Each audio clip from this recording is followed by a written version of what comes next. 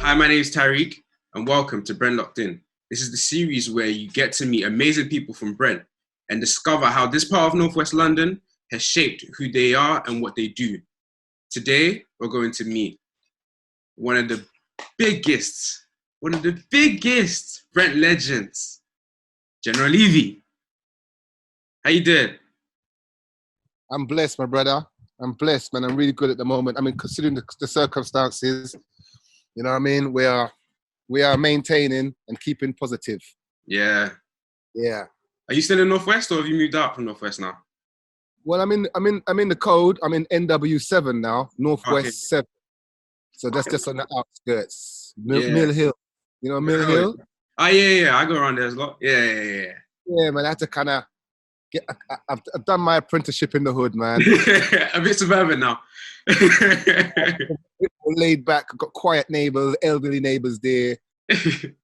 Some white people there and everything.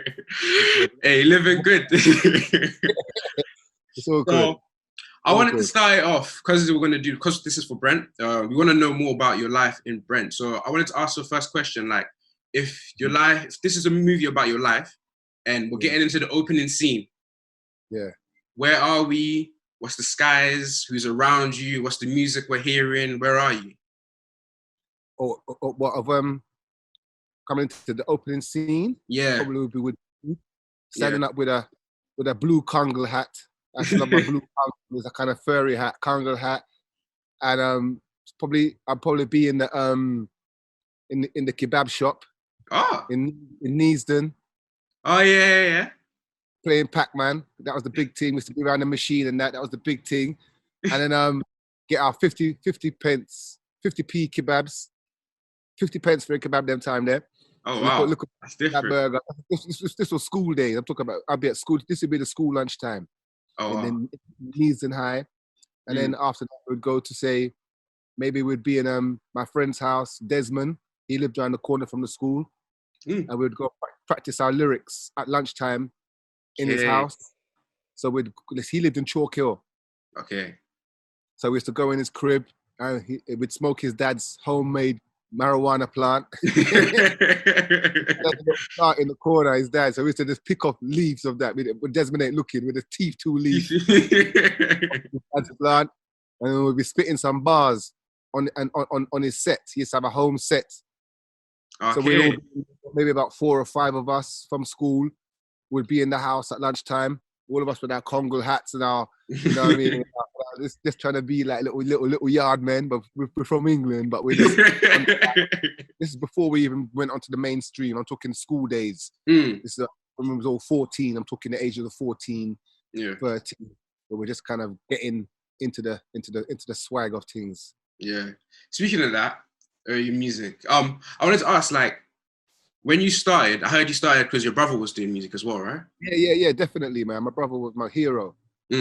How would you say, like, what do you think your brother did mainly to influence you a lot with the music? He just seemed like a proper rebel in the house, man. Everything he was doing was getting in trouble, and I was finding it fascinating. My brother was getting in trouble with everything. He grew his hair, he got in trouble.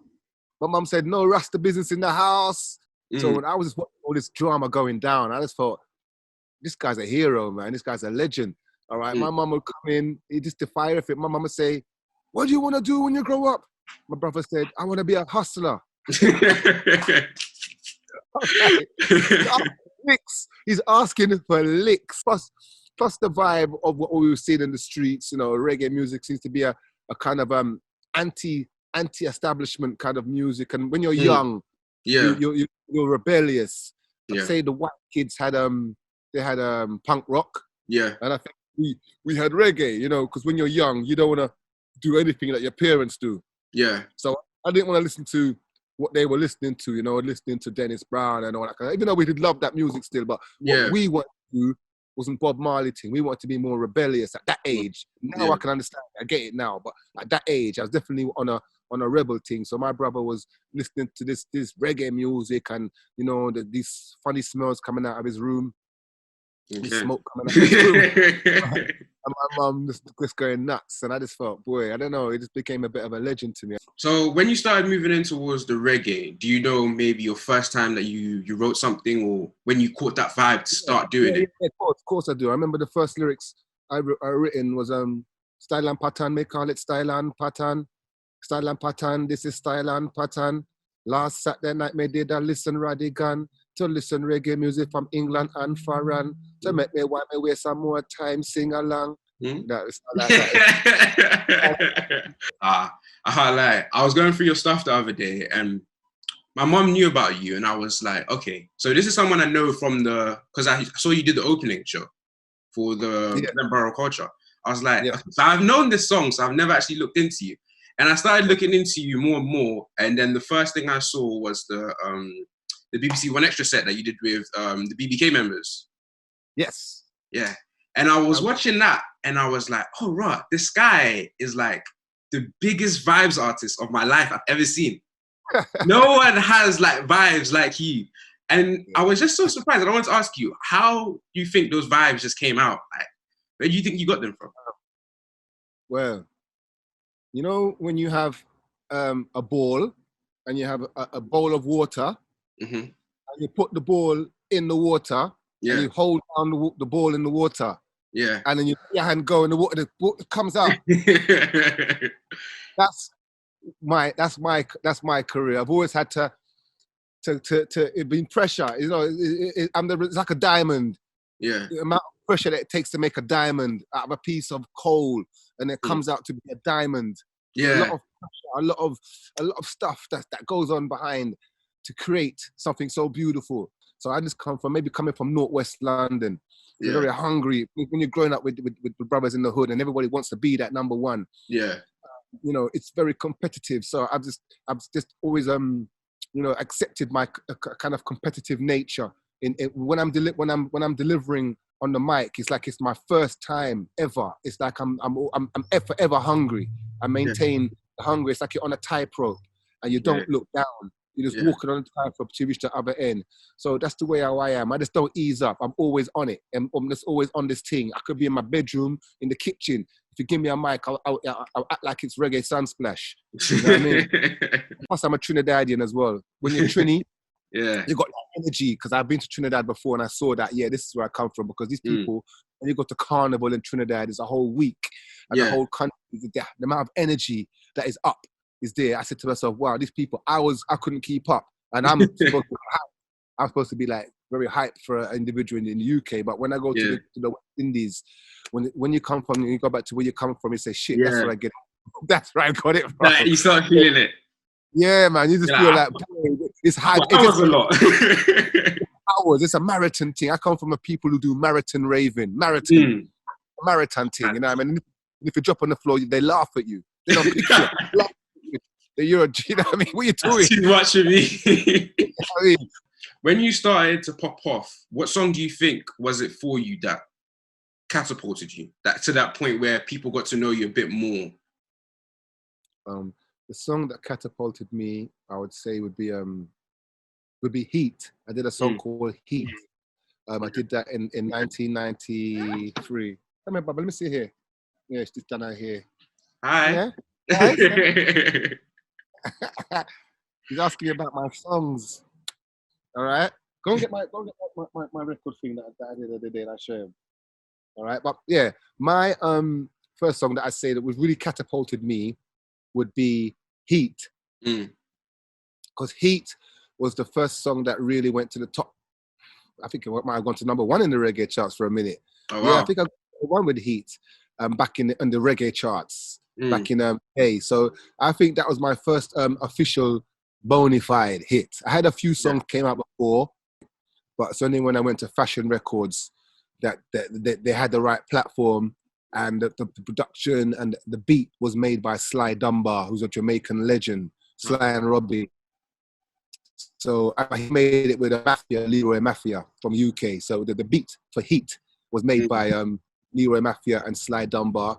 And I think that when I went on a beat like that with Fashion, with a good lyrics like Heater, it was No, not that, man, not that. Look what she bring me. With my mix. Heat was my first bona fide hit in the UK. Also, it was a big song in America, in New York particularly. It was a big song in New York. I heard that. It played a lot. So I would say Heat, 1993. Heat, 1993. So when you started bubbling up and you could see there were more people coming towards your music and enjoying your style of music, what was the feeling like? It was a feeling like, you know, when I heard my voice on the radio and you know, play for stuff like Heat and stuff, I would get a big. It's like you know, it's your birthday. No. Look what she's bringing me. She's on purpose now. She's bringing me. She said, "No, bring my plaque." My plaque. You remember my plaques? I had 3 of them, and I brought one downstairs. And when I brought that song out, I did an album for it, did an EP for it. Okay, that's what I'm talking about. All right, this is a plaque that I got for Heat. Oh wow! 12 Reggae Music Awards. Oh, 1992. 1992. Best reggae single for Heat, General Levy. The best reggae single in 1992.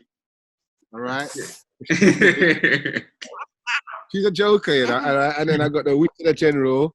Yeah. In 1992 as well. The same night, I got the best album, best singer, and best single. So I got 3 awards in that time. Oh wow!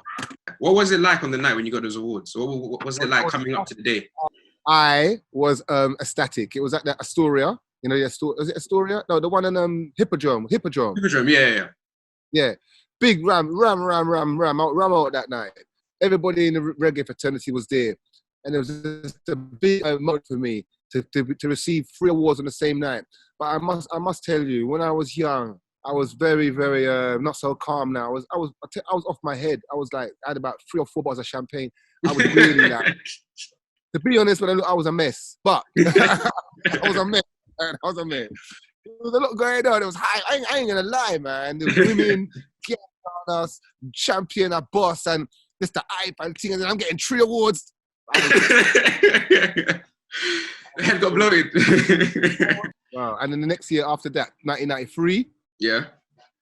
I just received all these awards for the best reggae artist. And then the next year, 94, came back with Incredible. Because after I got all these awards, it was like they were saying, okay, you got your awards, bye-bye now. When you get your awards, it doesn't necessarily mean your career turn up. They often could be a goodbye gesture. You've done your thing, you got a best up, bye-bye. Because after that, I felt like I wasn't really getting so much airplay as I wasn't the star boy as I was. They were looking for something else now. Yeah. You know, glamour was coming up. Other people were coming up. Yeah. They were getting my slot air time. They were they were championing the radio. Yeah. So I got my awards, but I was getting radio silence to an extent. You know. What was it like growing up in that area? Oh, growing up in Harsden was a great area, man. It's a very reggae area. Brent is full of music. Growing up in Harsden was Stonebridge Park, Hilltop, Tabernacle. There's all Coffers, Popular Grove. There's always been venues in Northwest where you could go on a Friday night. And I don't think there's any at the moment, but there's a few at the moment. But back in the 80s, there was loads of them. And then if after that, you could go to a blues party. So Brent, growing up in Northwest London, I was born 1971, and I was born in Central Middlesex Hospital. Yeah. And I went from there. My mum took me home to actually Bathurst Gardens, Kensal Green. Oh, Kensal. And then from there we moved from there to St Raffles Way, which is near Neasden. Yeah. And then from St Raffles Way we moved to Cassadine Road, which was near Bruce Road, near Stonebridge.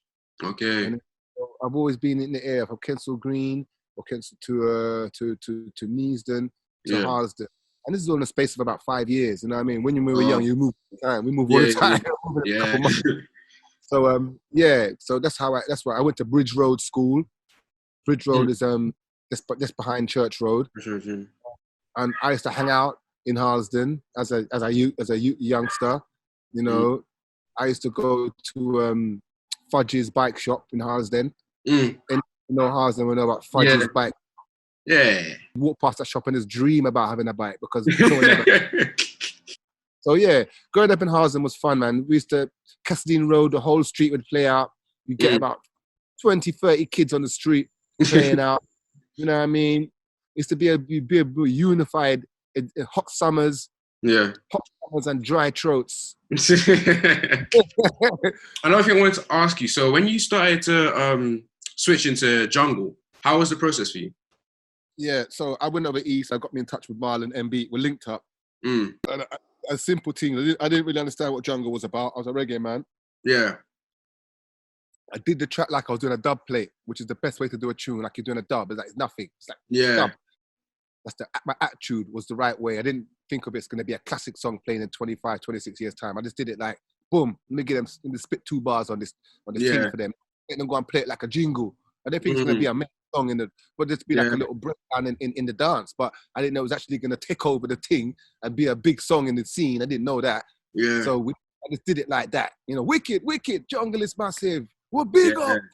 All jungle is massive. The original dancehall jungle is there. General Levy alongside M-Beat. The world is in trouble. You know what I mean? Yeah. I am incredible. So I don't know how you can do that on call.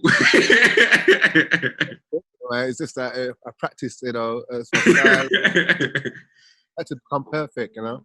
Yeah. Simple thing. So when you started doing shows, do you remember your first show? Yeah. My first ever show was before.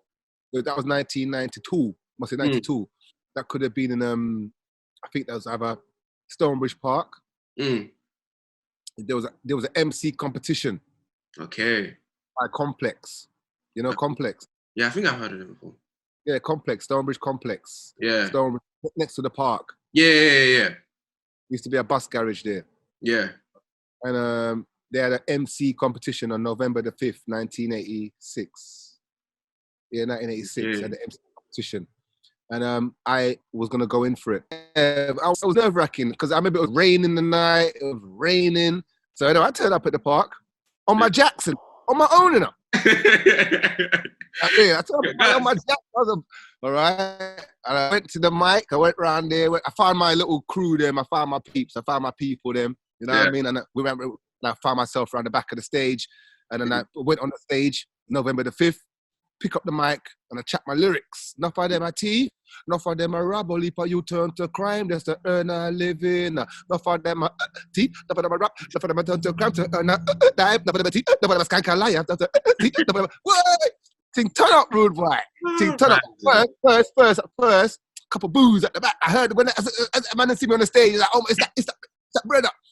You know, apprehension at first. Yeah. And then when they saw that they saw I wasn't stopping, and then me might have saw that I've had a little bit of talent, a little bit. It might be, the brother might be nice. I think they might have thought it's that brother, but he's nice on the mic.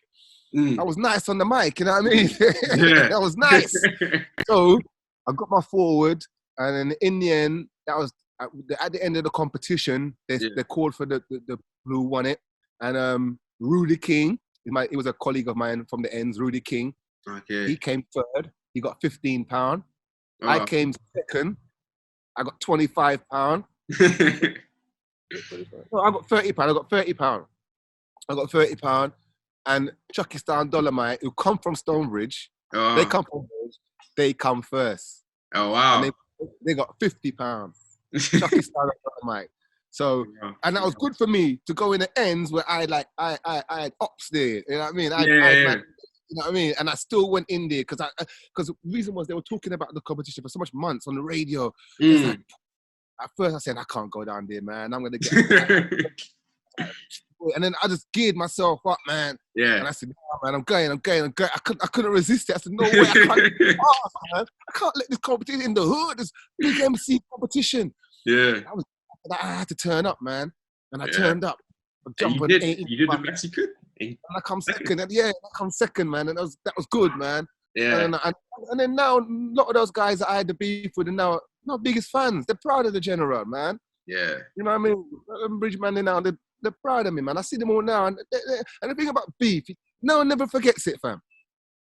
big 50 years old man, 40-year-old man. We still remember that day. You know, hey, all right, respect to how's the family, how's the kids? Yeah, but remember that day. The emotion towards it changed after years, but still, you still remember it. We're big man in now, but that kind of to be honest with you, yeah, some brothers in the hood never forgot it. To be honest, yeah. I know. They still have a little side. Give me a little side look, even all now. Mm.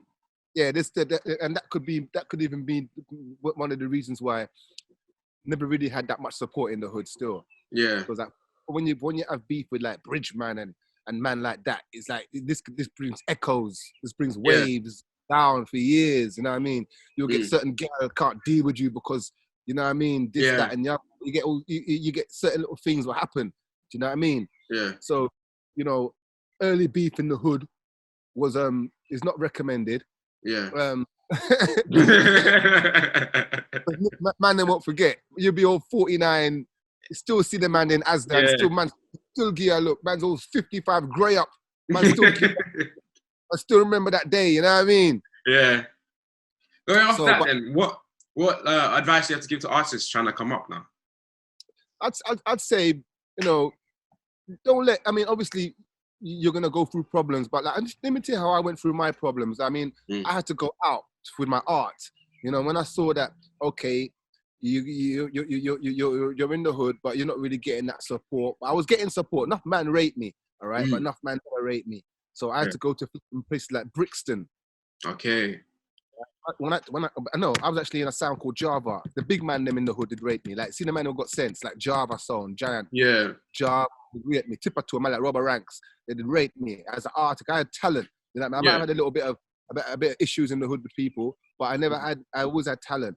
You know what I mean? Yeah. So these guys picked me up, and I was able to project myself through Java sound. When I was in Java sound, a lot of other sounds in the country who knew Java was so if Java can pick up the youth, they've got a new youth. And my name was going around for my style. I was getting a name for my style, you know? Yeah. So I was getting fast a lot. So by the time I hit Brixton, I was like a legend already. I was already a legend in Brixton. And I was already a legend in Birmingham and around the country for my style and my association with people I was moving with, Java. I was on fashion records. My music was playing on the radio. Yeah. Plus, you know, Tim Westwood did sign me as well. So I was getting a lot of prestige kind of platform, good platforms to present my work. So the little issues that you have in your community become nothing. Yeah. Nothing, because and then what happens is that when you come back into your hood, when people realize that you're big in Brixton, they want to give you props now because they realize that they respect Brixton. You know, Harsden man would be in the dance in Brixton and see me rock the place, see me mash up the place. Yeah. And then they would come back to Harsden and say, boy, you know, Levy, yeah, man, Levy mash up one dance at Brixton last night in a fam. I was there, fam. I was there. I said, Levy, hey, I couldn't believe it. It's what, Levy? It's like, my man was like, what, Levy? Yeah, man, Levy mash up the fucking dance, fam. What? Yeah, man. That's what was going on in Northwest. Northwest was like, right. Let me start taking this brother in. So I had to go and brush up the place. My man was going, because I've always been traveling. I used to go to Birmingham, Bristol. I used to go and jump in a car and just go mash up dance. Me and Tiggy, my virgin Tiggy, Governor Tiggy. We'll go play for Mike Shark. Go get the mic. It's called Mike Sharking. You just go around the sound and just kind of coach them to give the mic. You know what I mean? Just get a couple, you know what I mean? And, you know what I mean? You know what I mean? Head movements, and looking at the mic. The man with just give the mic. Just go out and hold the mic. We'll test you out, you know what I mean? Yeah. So me and Tiggy were doing that a lot. And we were mashing up the place. It was working. Mashing up enough part on Hackney Downs. I mashed up Hackney Downs one time. Hackney Downs. Oh, wow.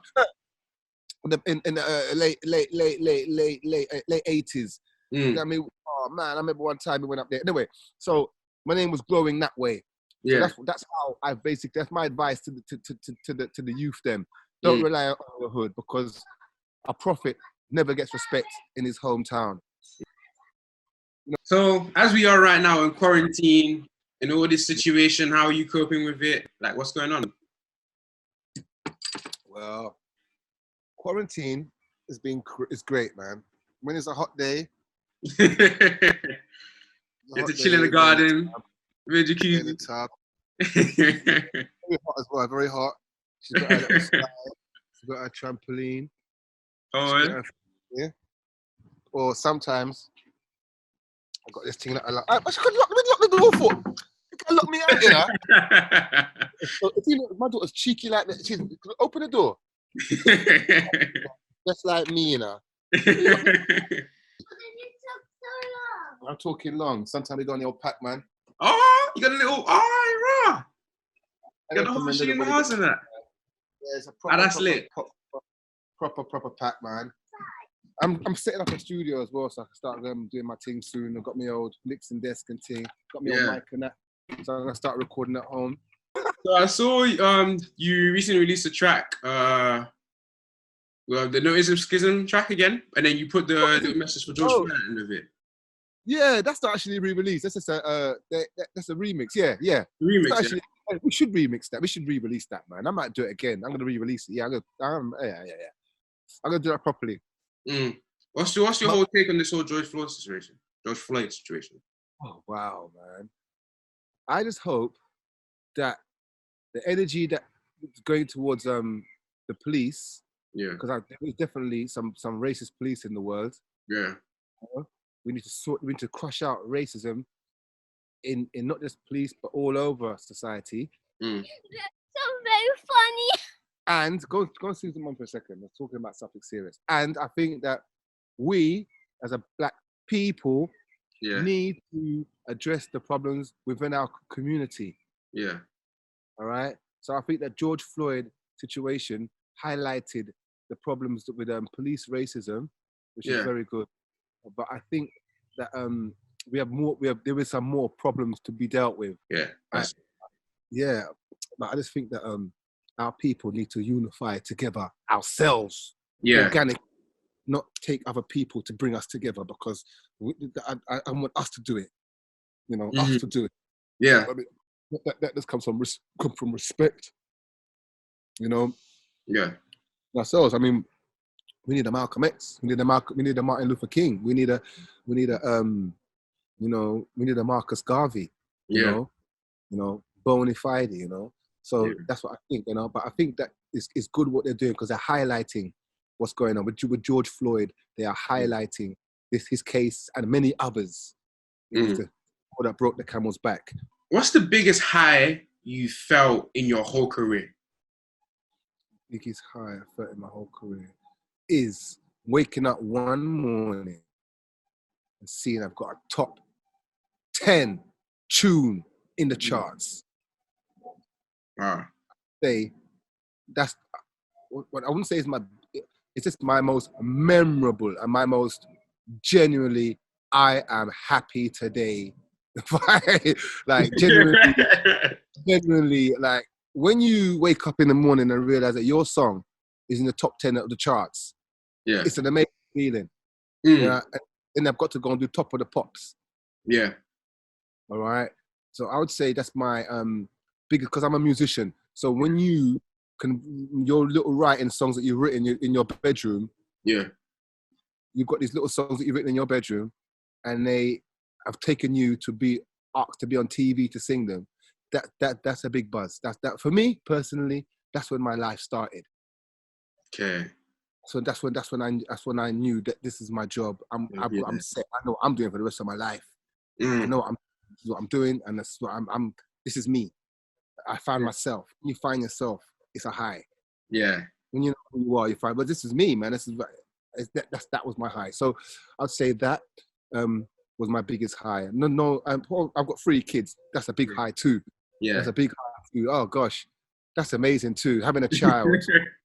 Oh God, hold on. Yeah, that could be. But I've got 3 of them, so it's hard to say. But that's the original one. No, you don't want to make one feel one better than the other. They'll be vexed when they see this footage. Big up Tia, big up Monique, big up Savannah. But that was a big high as well. Having a child and seeing that you created this, holding this baby in my hand, is like, wow, I did this. I didn't know I could do it. I didn't think I had the sense to do it. You know what I mean? How did I do it? How could I create such a beautiful thing? Yeah. So that's a good feeling. It was nice speaking to you. My pleasure. Yeah. My, And yeah. hope you get enough. Yeah, thanks for speaking to us. This was Brent Locked In, and bye.